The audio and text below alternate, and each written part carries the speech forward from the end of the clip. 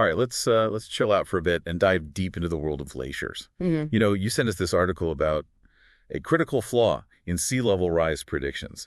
And honestly, it had me raising an eyebrow too. So we're going to unpack some fascinating new research about how glaciers flow and melt and what that means for rising sea levels. It definitely challenges some conventional thinking. Okay, so let's break this down. You know how we've always heard that glaciers are melting faster because of climate change? And that's causing sea levels to rise. Right, that's the basic idea, yeah. Well, scientists at Iowa State University are saying, hold on a second. The ice in some glaciers behaves differently than we originally thought. And that might mean things aren't quite as dire as some predictions have suggested. Yeah. It's not that simple, of course, but there are some interesting nuances to unpack. They've been studying something called temperate ice, which is basically like the soft, melty ice you see in a half-melted ice cube. And it turns out it behaves really differently from the cold, hard ice in a glacier's core. So not all ice is created equal, huh? Makes sense, I guess. But why is this temperate ice so important for understanding sea level rise? Well, a lot of our predictions about how fast glaciers flow and contribute to rising sea levels are based on a pretty important equation called Glenn's flow law. Think of it like the instruction manual for how glaciers move and melt. Okay, I'm following so far. So what are these scientists saying? Is Glenn's flow law wrong? Not exactly wrong, but it may need a bit of an update when it comes to temperate ice. This Iowa State team built a massive machine. Seriously, it's a 9-foot-tall behemoth to test how different types of ice behave under pressure. Whoa, a giant ice-crushing machine. Tell me they at least called it something cool. Well, technically, it's called a ring-shear device, and it simulates the weight of an 800-foot thick glacier pressing down on the ice. They use it to twist a giant ring of ice, kind of like twisting a bagel, to spread cream cheese and measure how it deforms. Okay, that actually helps me picture it. So what happened when they twisted this giant ice bagel? Did the temperate ice just squish out the sides? Surprisingly, no. It deformed, but in a much more predictable way than they expected. Instead of getting softer and flowing faster under all that pressure, it behaved more linearly. More pressure, more flow, but in a very consistent manner. So it's like the difference between squeezing a tube of toothpaste and, say, squeezing a tube of honey. One comes out in a smooth, consistent stream, while the other is a bit unpredictable. That's a great analogy. And that's not what the traditional models based on Glenn's flow law predicted. It seems like we might have been overestimating how quickly this melty temperate ice contributes to rising sea levels. Okay, now that's interesting. So does this mean all those dire predictions about coastal cities going underwater are overblown? It's still too early to say for sure. This research is like finding a missing piece of a puzzle. It gives us a clearer picture, but we still need to see how it fits within the whole. Right. It's not like this one study changes everything we know about climate change, but it does make you think, right? If temperate ice is behaving differently than we thought, what does that mean for the big picture? Exactly. This research has opened up a lot of questions and potential avenues for further investigation. And it definitely highlights how complex and interconnected all these Earth systems truly are. It really is fascinating stuff. And, this whole idea of revising Glenn's flow law to account for temperate ice, that's a pretty big deal. It's like we've been using the wrong settings on our GPS, and now we're getting a much more accurate route. Yeah, I see what you mean. So if we're potentially overestimating melt from temperate ice, what does that mean for sea level rise projections? Are we talking inches, feet, or what? Well, it's tricky to give you an exact number right now. You see, this research doesn't offer revised projections. It just gives us a better understanding of how a big chunk of glacial ice actually behaves. Okay, so no need to sell my beachfront property just yet. Not necessarily, but this is a significant piece of the puzzle. It's like having a sharper lens for our climate models, which helps us see the situation with more clarity.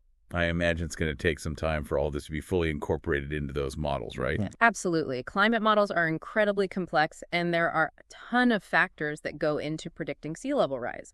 Ocean currents, atmospheric temperatures, all sorts of things. This new understanding of temperate ice is definitely going to be a part of refining those models moving forward. So it's not like we can just plug this new information into a calculator and get a new sea level number. More like we're adding a new variable to a very complicated equation, but ultimately it's about getting a more precise and accurate picture of what's happening. This research is a great reminder that science is a process, right? It's not about having all the answers right away. It's about constantly learning and refining our understanding. Exactly. And this discovery about temperate ice is a perfect example of that. The researchers weren't trying to prove or disprove climate change, they just wanted to understand how this specific type of ice behaves under pressure. And that curiosity led them to some really unexpected results. I think that's what I find so exciting about science. You never know what you're going to discover when you start digging deeper. Absolutely, and sometimes those unexpected discoveries can have a ripple effect across entire fields of study. Which brings me to something I've been wondering about.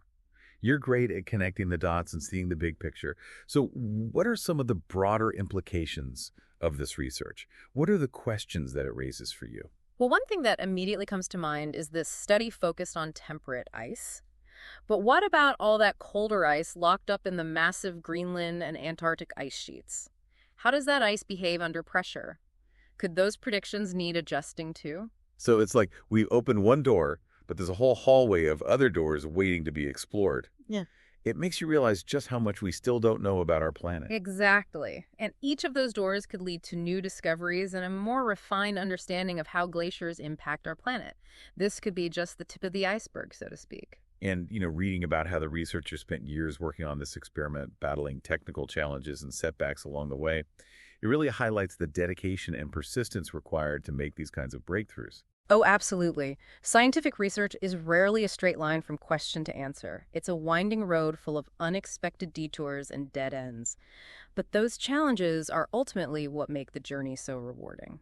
I imagine it can be pretty frustrating at times, though. It definitely can be. But even those dead ends can be valuable learning experiences. They help us refine our methods, ask better questions, and ultimately get closer to a more complete understanding. It's all part of the process. So what you're saying is that science is more about the journey than the destination. Exactly. And it's important to remember that science is a human endeavor. There are real people behind all the data, the models, and the research papers, people who are driven by curiosity, a desire to solve problems, and a passion for understanding our world. That's a good point. It's easy to get lost in the technical details and forget that there are actual human beings who devote their lives to this work. It's their dedication and commitment that drive scientific progress. And ultimately, it's that progress that helps us make more informed decisions about our planet's future. Well said. Okay, so we've covered a lot of ground here. We've talked about how this new research could impact sea level rise projections, the challenges of scientific discovery, and the importance of continuing to explore and ask questions.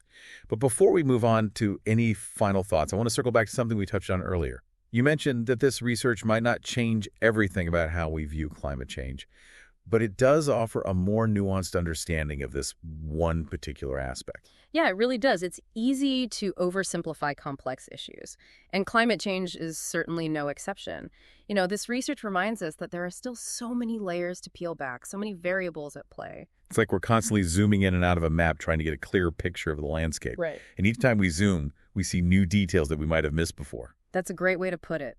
And in this case, zooming in on the behavior of temperate ice has revealed something pretty significant. It's not just a minor tweak. It has the potential to shift our understanding of how glaciers contribute to sea level rise. And that shift in understanding could have real-world implications for how we adapt to a changing climate. Exactly. It's not about downplaying the urgency of climate change, but about using the most accurate and up-to-date information to inform our decisions and actions. So as we wrap up our deep dive into the world of glaciers, I want to leave you with something to ponder. What's one key takeaway you hope sticks with you from all of this? I think the biggest takeaway for me is this.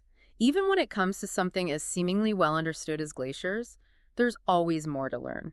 This research has shown us that we can't take our assumptions for granted. We need to keep asking questions, keep pushing the boundaries of knowledge, and keep refining our understanding of how our planet works. That's a great reminder that science is a process of ongoing discovery, and there's always something new to be learned. Right. And hey, who knows, maybe this research will inspire someone to make the next big breakthrough in climate science. That would be incredible. It's a reminder that there's still so much to explore, to discover, and to understand, and I think that's pretty exciting. Absolutely. Well, on that note, we'll wrap up this deep dive. Thanks for joining us on this journey into the fascinating world of glaciers and ice flow. We hope you learned something new and came away with a few things to think about. Until next time, keep exploring and keep diving deep.